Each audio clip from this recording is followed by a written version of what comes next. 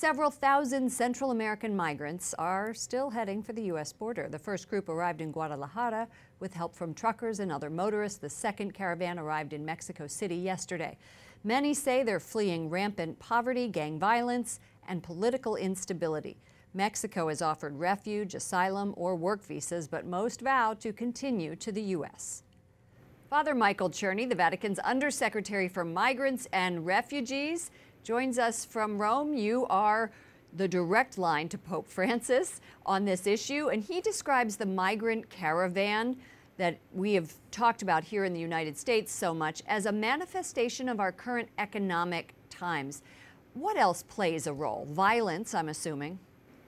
Well, I mean, but not to underestimate the economic challenges. I think if we put ourselves in the shoes of the migrants, whose livelihoods in the countryside especially have disappeared, not only because of economic conditions and violence, but also because of climate change. So these are people who are basically wanting to do what we all want to do, which is to have a job. I think that's certainly an important motivation. But the fear for their lives and the unhappy choice they often have of either joining the gangs or cooperating with the gangs or fleeing. Again, in their shoes, we would probably flee. Let's talk about what the Vatican is doing. Throughout his pontificate, the Holy Father has stressed the need to help migrants and refugees. He even flew 12 migrants from the Greek island of Lesbos back to the Vatican during a 2016 trip. So what are the specific solutions the Vatican is offering?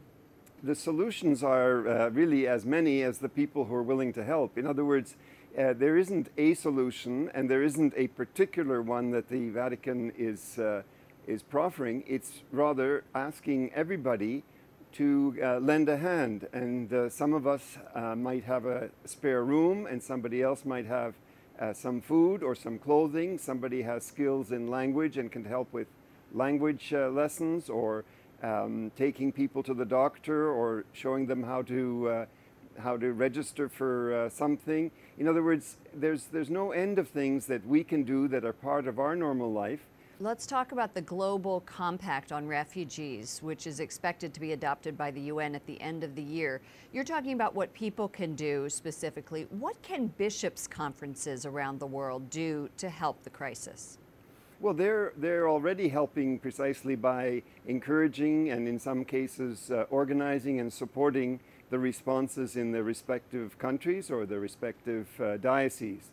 And the bishops in the United States have been very active and vocal and generous and courageous, I think, in helping out when it seemed that it was very difficult. And so, in terms of the compacts, I think the compact is interesting because it tries to make migration less risky, less costly, less hazardous, and less confusing. And these are all things that, again, I think we would really all wish for. Thank you so much. Father Michael Czerny, the Vatican's Undersecretary for Migrants and Refugees, reporting directly to the Pope. Thank you. Thank you.